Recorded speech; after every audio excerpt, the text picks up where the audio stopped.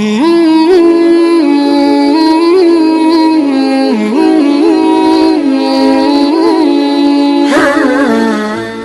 دوستو جنت کے حوالے سے آتا ہے کہ جنت کی تعداد موجود ہے۔ میرے دوستو جنت کے حوالے سے یہ بھی بات آپ کو معلوم ہونی چاہیے کہ جنت کتنی ہے۔ اس کے حوالے سے ہمیں علم ملتا ہے کہ جنتوں کی تعداد 8 ہے اور ان کے نام بھی الگ الگ ہے۔ آئیے توجہ کے ساتھ سن لیتے ہیں کہ ان کے نام کیا ہے۔ پہلی جنت کا نام دارالجلال، دوسری دارالقرار، تیسری دارالسلام، چوتھی جنت العدن، پانچویں جنت الماوا، چھٹی جنت الخلد اور ساتویں جنت الفردوس اور آٹھویں جنت جنت النعیم ہے۔ حدیث شریف میں ہے کہ جنت کے 100 درجے ہیں اور ہر 2 درجوں کے درمیان 100 برس کی راہ ہے۔ اور ایک حدیث میں یہ بھی آیا ہے کہ جنتی لوگ جنت کے بالا خانوں کو اس طرح دیکھیں گے جس طرح تم لوگ زمین سے مشرق اور مغرب میں چمکنے والے تاروں کو دیکھا کرتے ہو۔ حدیث شریف میں ہے میرے دوستو کہ جنت کے فاٹک اتنے بڑے بڑے ہیں کہ ان کے دونوں بازوؤں کے درمیان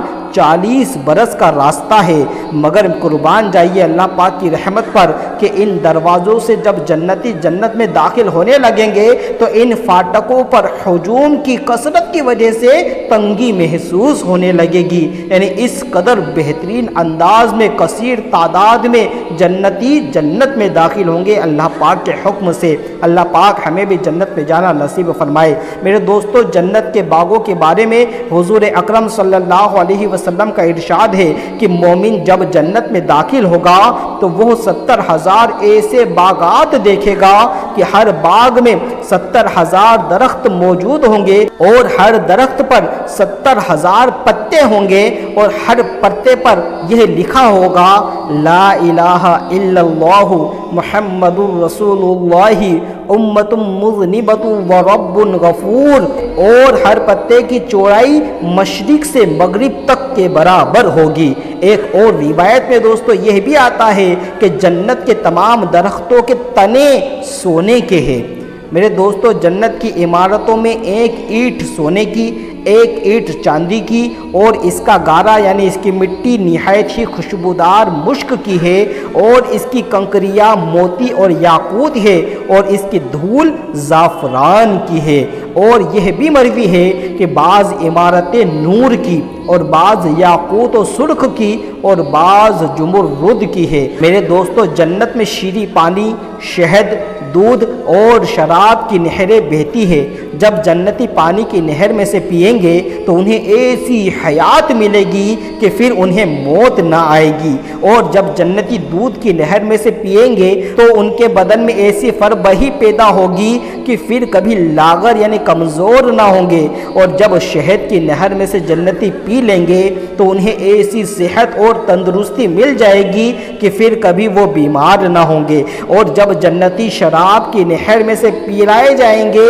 تو انہیں ایسا نشاط اور ایسی خوشی کا سرور حاصل ہوگا کہ پھر کبھی وہ غمگین نہ ہوں گے۔ میرے دوستو یہ چاروں نہریں ایک حوض میں جا کر گر رہی ہے اور اس حوض کا نام حوض کوثر ہے، اور یہ وہی حوض کوثر ہے جو نبی کریم صلی اللہ علیہ وسلم کا حوض کوثر ہے جو ابھی جنت کے اندر موجود ہے، لیکن قیامت کے دن میدان محشر میں سے لایا جائے گا جہاں سے حضور اکرم صلی اللہ علیہ وسلم اس حوض سے اپنے امتیوں کو سیراب فرمائیں گے۔ اللہ پاک ہمیں بھی اس حوض سے پینا نصیب فرمائے۔ میرے دوستو جنت کی 4 نہروں کے بارے میں بھی آپ نے سنا ہوگا۔ ان چاروں نہروں کے علاوہ جنت میں دوسرے چشمے بھی موجود ہیں، جھرنے بھی موجود ہیں، ان کے بھی الگ الگ نام ہیں۔ پہلا چشمہ کافور، دوسرا زنجبیل، تیسرا سلسبیل، چوتھا رحق، پانچواں تسنیم۔ ہر جنتی خواہ بچپن میں مرا ہو یا بوڑھا ہو کر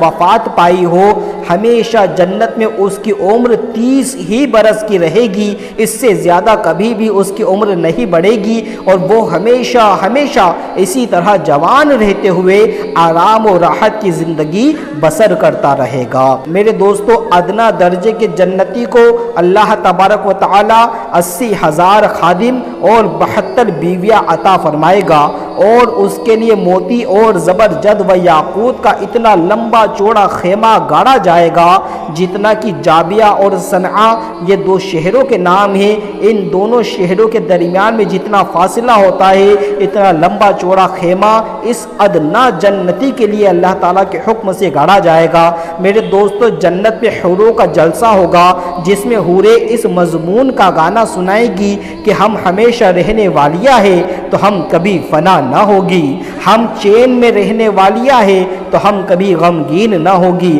ہم خوش ہونے والیاں ہیں تو ہم کبھی ناراض نہ ہوا کرے گی، اور کہے گی مبارکباد ہے ان کے لیے جو ہمارے لیے ہو اور ہم ان کے لیے ہو۔ میرے دوستو، ہر جمعہ کے دن جنت میں ایک بازار لگے گا، اس میں شمالی ہوا چلے گی جو جنتیوں کے چہروں اور کپڑوں پر جب لگے گی تو ان کے حسن و جمال میں اور نکھار پیدا ہو جائے گا، وہ بہت زیادہ خوبصورت ہو جائیں گے، اور جب وہ بازار سے پلٹ کر اپنے گھر جائیں گے تو ان کے گھر والے کہیں گے کہ تم تو خدا کی قسم حسن و جمال میں بہت بڑھ گئے ہو، تو وہ لوگ کہیں گے کہ ہمارے پیچھے تم لوگوں کا حسن و جمال بھی بہت بڑھ گیا ہے۔ اللہ پاک کے نبی صلی اللہ علیہ وسلم کا ارشاد ہے کہ جب جنتی جنت میں داخل ہو جائیں گے تو خدا کریم کا ایک منادی یہ اعلان کرے گا، اے اہل جنت، ابھی تمہارے لیے اللہ پاک کا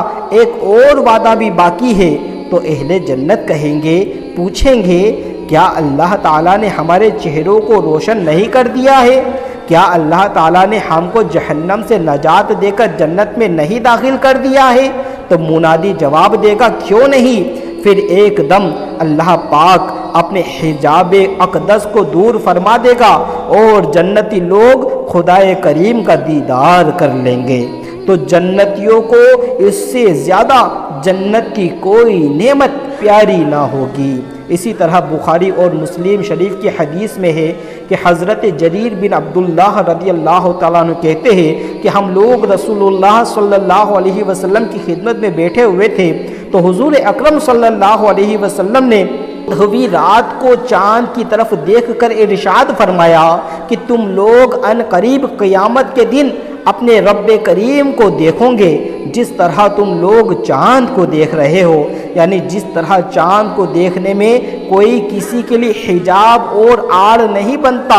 اسی طرح تم لوگ اپنے رب کریم کو دیکھو گے۔ تو اگر تم لوگوں سے ہو سکے تو نماز فجر اور نماز عصر کبھی نہ چھوڑو۔ اسی طرح حضرت صہیب رومی رحمۃ اللہ تعالیٰ علیہ سے مروی ہے کہ رسول اللہ صلی اللہ علیہ وسلم نے فرمایا کہ جب جنتی جنت میں داخل ہو چکے ہوں گے تو اللہ تعالیٰ فرمائے گا، اے اہل جنت، کیا تم چاہتے ہو کہ کچھ اور زیادہ نعمتیں میں تم لوگوں کو عطا کروں؟ تو اہل جنت کہیں گے کہ یا خدا کریم، کیا تو نے ہمارا منہ اجالا نہیں کر دیا؟